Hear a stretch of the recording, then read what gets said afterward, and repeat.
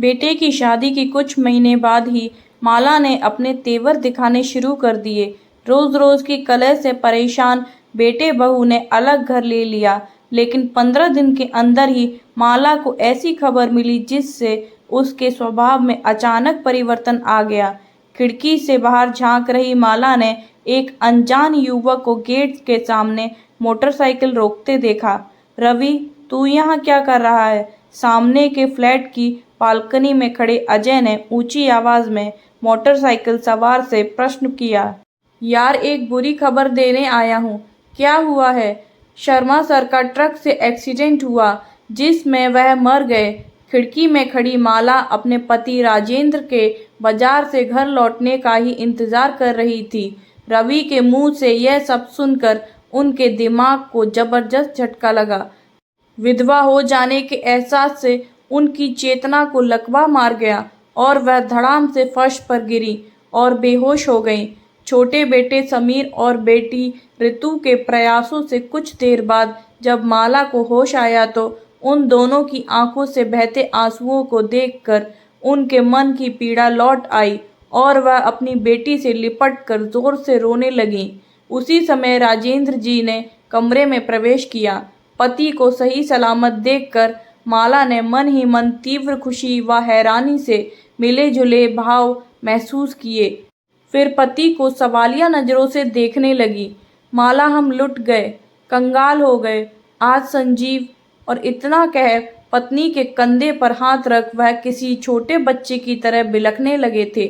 माला की समझ में आ गया कि रवि उनके बड़े बेटे संजीव की दुर्घटना में असामयिक मौत की खबर लाया था। इस नए सदमे में उन्हें गूंगा बना दिया। वह ना रोई और ना ही कुछ बोल पाई। इस मानसिक आघात ने उनके सोचने समझने की शक्ति पूरी तरह से छीन ली थी। करीब 15 दिन पहले ही संजीव अपनी पत्नी रीना और 3 साल की बेटी पल्लवी के साथ अलग किराए के मकान में रहने चला गया था। पड़ोसी कपूर साहब रीना व पल्लवी को अपनी कार से ले आए। कुछ दूसरे पड़ोसी राजेंद्र जी और समीर के साथ उस अस्पताल में गए जहां संजीव की मौत हुई थी। अपनी बहू रीना से गले लगकर रोते हुए माला बार बार एक ही बात कह रही थी, मैं तुम दोनों को घर से जाने को मजबूर ना करती तो आज मेरे संजीव के साथ यह हादसा ना होता। इस अपराध बोध ने माला को 13वीं तक गहरी उदासी का शिकार बनाए रखा। इस कारण वह सांत्वना देने आ रहे लोगों से न ठीक से बोल पाती, ना ही अपनी गृहस्थी की जिम्मेदारियों का उन्हें कोई ध्यान आता। ज्यादातर वह अपनी विधवा बहू का मुरझाया चेहरा निहारते हुए मौन आंसू बहाने लगती। कभी कभी पल्लवी को छाती से लगाकर खूब प्यार करती, पर आंसू उनकी पलकों को भिगोए रखते। 13वीं के अगले दिन वर्षों की बीमार नजर आ रही माला क्रियाशील हो उठी। सबसे पहले समीर और उसके दोस्तों की मदद से टेम्पो में भरकर संजीव का सारा सामान किराए के मकान से वापस मंगवा लिया। उसी दिन शाम को माला के निमंत्रण पर रीना के माता पिता और भैया भाभी उनके घर आए। माला ने सबको संबोधित कर गंभीर लहजे में कहा, पहले मेरी और रीना की बनती नहीं थी, पर अब आप सब लोग निश्चिंत रहें। हमारे बीच किसी भी तरह का टकराव अब आप लोगों को देखने सुनने को नहीं आएगा। आंटी, मेरी छोटी बहन पर दुख का भारी पहाड़ टूटा है। अपनी बहन और भांजी की कैसे भी सहायता करने से मैं कभी पीछे नहीं हटूंगा। रीना के भाई रोहित ने भावुक होकर अपने दिल की इच्छा जाहिर की। आप सबको बुरा न लगे तो रीना और पल्लवी को हमारे साथ भी आकर रह सकती है। रीना के पिता कौशिक साहब ने हिचकते हुए अपना प्रस्ताव रखा। माला उनकी बातें खामोश होकर सुनती रही। वह रीना के मायके वालों की आंखों में छाए चिंता के भाव को आसानी से पढ़ सकती थी। रीना के साथ पिछले 6 महीनों में माला के संबंध बहुत ज्यादा बिगड़ गए थे। समीर की शादी करीब 3 महीने बाद होने वाली थी। नई बहू के आने की बात को देखते हुए माला ने रीना को और ज्यादा दबा कर रखने का प्रयास तेज कर दिए थे। इस घर में रहना है तो जो मैं चाहती हूँ वही करना होगा, नहीं तो अलग हो जाओ। रोज रोज की उनकी ऐसी धमकियों से तंग आकर संजीव और रीना ने अलग मकान लिया था। उनकी बेटी सास के हाथों अब तो और भी दुख पाएगी। रीना के माता पिता के मन के इस डर को माला भली प्रकार से समझ रही थी। उनके इस डर को दूर करने के लिए ही माला ने अपनी खामोशी को तोड़ते हुए भावुक लहजे में कहा, मेरा बेटा हमें छोड़कर चला गया है तो अब अपनी बहू को मैं बेटी बनाकर रखूंगी। मैंने मन ही मन कुछ फैसला लिया है जिन्हें पहली बार मैं आप सभी के सामने उजागर करूंगी। आंखों से बह रहे आंसुओं को पोंछती हुई माला सबकी आंखों का केंद्र बन गई। राजेंद्र जी, समीर और ऋतु के हाव भाव से यह साफ पता लग रहा था कि जो माला कहने जा रही थी उसका अंदाजा उन्हें भी न था। समीर की शादी होने से पहले ही रीना के लिए हम छत पर 2 कमरों का सेट तैयार करवाएंगे ताकि वह देवरानी के आने से पहले या बाद में जब चाहें अपनी रसोई अलग कर ले। इसके लिए रीना आज़ाद रहेगी। अतीत में मैंने रीना की नौकरी करने का सदा विरोध किया, पर अब मैं चाहती हूँ कि वह आत्मनिर्भर बने। मेरी दिली इच्छा है कि वह B.Ed का फॉर्म भरे और अपनी काबिलियत बढ़ाए। आप सबके सामने मैं रीना से कहती हूँ कि अब से वह मुझे अपनी माँ समझे। जीवन की कठिन राहों पर मजबूत कदमों से आगे बढ़ने के लिए उसे मेरा सहयोग, सहारा और आशीर्वाद सदा उपलब्ध रहेगा।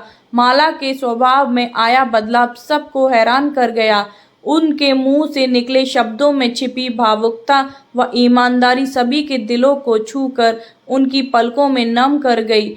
एक तेज तर्रार, झगड़ालू व घमंडी स्त्री का इस कदर कायाकल्प हो जाना सभी को अविश्वसनीय लग रहा था। रीना अचानक अपनी जगह से उठी और माला के पास आ बैठी। सास ने बाहें फैलाई और बहू उनकी छाती से लगकर सुबकने लगी। कमरे का माहौल बड़ा भावुक और संजीदा हो गया। रीना के माता पिता व भैया भाभी के पास अब रीना व पल्लवी के हितों पर चर्चा करने के लिए कोई कारण नहीं बचा। क्या माला का सचमुच कायाकल्प हुआ है? इस सवाल को अपने दिलों में समेटे सभी लोग कुछ देर बाद विदा लेकर अपने अपने घर चले गए। अब सिर्फ अपने परिवारजनों की मौजूदगी में माला ने अपने मनोभावों को शब्द देना जारी रखा। समीर और ऋतु, तुम दोनों अपनी भाभी को इस पल से पूरा मान सम्मान दोगे। रीना के साथ तुमने गलत व्यवहार किया तो उसमें अपना अपमान समझूंगी। मम्मी, आपको मुझसे कोई शिकायत नहीं होगी। ऋतु उठकर रीना की बगल में आकर बैठी और बड़े प्यार से भाभी का हाथ अपने हाथों में ले लिया। मेरा दिमाग खराब नहीं है जो मैं किसी से बिना बात उलझूंगा। समीर अचानक भड़क उठा। बेटा, अगर तुम्हारा रवैया नहीं बदला तो रीना को साथ लेकर एक दिन में इस घर को छोड़ जाऊंगी। माला की इस धमकी का ऐसा प्रभाव हुआ कि समीर चुपचाप अपनी जगह सिर झुकाकर बैठ गया। माला, तुम सब तरह की चिंताएं अपने मन से निकाल दो। रीना और पल्लवी के भविष्य को सुखद बनाने के लिए हम सब मिलकर सहयोग करेंगे। राजेंद्र जी से ऐसा आश्वासन पाकर माला धन्यवाद भाव से मुस्कुरा उठी थी। कमरे से जब सब चले गए तब माला ने रीना से साफ साफ पूछा, बहू, तुम्हें मेरे मुंह से निकली बातों पर क्या विश्वास नहीं हो रहा है? आप ऐसा क्यों सोच रही हैं मम्मी? आप लोगों के अलावा अब मेरा असली सहारा कौन बनेगा? रीना का गला भर आया। मैं तुम्हें कभी तंग नहीं करूंगी बहू, बस तुम यह घर छोड़कर जाने का विचार अपने मन में कभी मत लाना, नहीं तो मैं खुद को कभी माफ़ नहीं कर पाऊंगी। नहीं मम्मी, मैं आपके पास रहूंगी और आपको छोड़कर कहीं नहीं जाऊंगी। देख पल्लवी के नाम मैंने 1 लाख रुपए का फिक्स डिपॉजिट करने का फैसला कर लिया है। आने वाले समय में यह रकम बढ़कर उसकी पढ़ाई और शादी के काम आएगी। जी। रीना की आंखों में खुशी की चमक उभरी।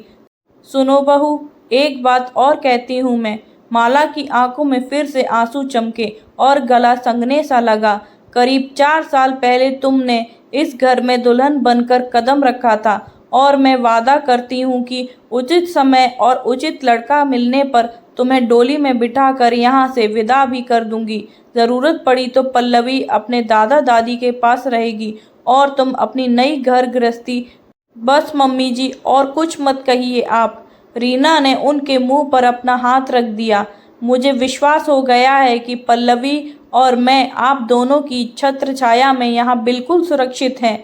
मुझ में दूसरी शादी करने में ज़रा भी दिलचस्पी कभी पैदा नहीं होगी। रीना अपने सास ससुर के लिए जब चाय बनाने चली गई तो राजेंद्र जी ने माला का माथा चूमकर उनकी प्रशंसा की। सुमी, आज जो मैंने देखा सुना है उस पर मुझे आश्चर्य हो रहा है, साथ ही गर्व भी कर रहा हूँ। एक बात कहूँ? पूछिए, माला ने पति के कंधे पर सिर टिकाते हुए कहा और आंखें मूंद लीं। तुम्हारी सोच, तुम्हारा नजरिया, तुम्हारे दिल के भाव अचानक इस तरह कैसे बदल गए हैं? आप मुझ में आए बदलाव का क्या कारण समझते हैं?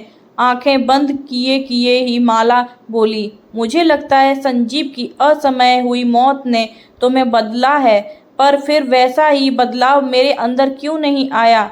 संजीव इस दुनिया में नहीं रहा, ये जानने से पहले मुझे एक और ज़बरदस्त सदमा लगा था। क्या आपको उसकी याद है? हाँ, जो लड़का बुरी खबर लाया था वह संजीव का जूनियर था और तुम समझी कि वह कोई मेरा छात्र है और मेरी ना रहने की खबर लाया है। दरअसल गलत अंदाज़ा लगाकर मैं बेहोश हो गई थी। फिर मुझे धीरे धीरे होश आया तो मेरे मन ने काम करना शुरू किया। सबसे पहले असहाय और असुरक्षित हो जाने के भय ने मेरे दिलो दिमाग को जकड़ा था। मन में गहरी पीड़ा होने के बावजूद अपने जिस जिम्मेदारी का मुझे ध्यान आया वह ऋतु की शादी का था। कैसे पूरी करूंगी मैं यह जिम्मेदारी? मन में यह सवाल कौंधा तो जवाब में सबसे पहले संजीव और रीना की शक्लें उभरी थीं। उनसे मेरा लाख झगड़ा होता रहा हो, पर मुसीबत के समय मन को उन्हीं दोनों की याद पहले आई थी। अपने मन की बातों को सुमित्रा बड़े धीरे धीरे बोलते हुए पति के साथ बांट रही थी। राजेंद्र जी खामोश रहकर माला के आगे बोलने का इंतजार करने लगे। माला ने पति की आंखों में देखते हुए भावुक लहजे में आगे कहा, मेरे बहू बेटे मुसीबत में मेरा मजबूत सहारा बनेंगे। अगर मेरी यह उम्मीद भविष्य में पूरी ना होती तो मेरा दिल उन दोनों को कितना कोसता। एक पल रुक कर माला फिर बोली, असली विधवा का पहाड़ तो रीना के सिर पर टूटा था। मेरी ही तरह क्या उसने भी उन लोगों का ध्यान नहीं किया होगा जो इस कठिन समय में उसके काम आएंगे? जरूर आया होगा, राजेंद्र जी बोले। अगर उसने हमें विश्वसनीय लोगों की सूची में नहीं रखा होगा तो यह हमारे लिए बड़े शर्म की बात है। और अगर हमारे सहयोग और सहारे की उसे आशा है और हम उसकी उम्मीदों पर खरे न उतरे तो क्या वह हमें नहीं कोसेगी? तुम्हारे मनोभाव अब मेरी समझ में आ रहे हैं। तुम्हारे कायाकल्प का कारण मैं अब समझ सकता हूँ। राजेंद्र जी ने प्यार से पत्नी का माथा एक बार फिर चूमा। हमारा बेटा संजीव अब बहू और पोती के रूप में अपना अस्तित्व बनाए हुए हैं और ये दोनों हमें कोसें, ऐसा मैं कभी नहीं चाहूँगी। इन्हें आत्मनिर्भर बनाने के लिए ही मैंने अपने को बदल डाला है। कभी मैं राह से भटकूं तो आप मुझे टोक कर सही राह दिखा देना। माला ने अपने जीवन साथी से हाथ जोड़कर विनती की। उसकी ज़रूरत नहीं पड़ेगी क्योंकि तुम्हारा यह कायाकल्प दिल की गहराइयों से हुआ है। अपने पति की आंखों में अपने लिए गहरे सम्मान, प्रशंसा व प्रेम के भाव को पढ़कर माला हौले से मुस्कुराई। फ्रेंड्स, आपको ये स्टोरी पसंद आई हो तो वीडियो को लाइक, शेयर एंड सब्सक्राइब ज़रूर करें। Thank you.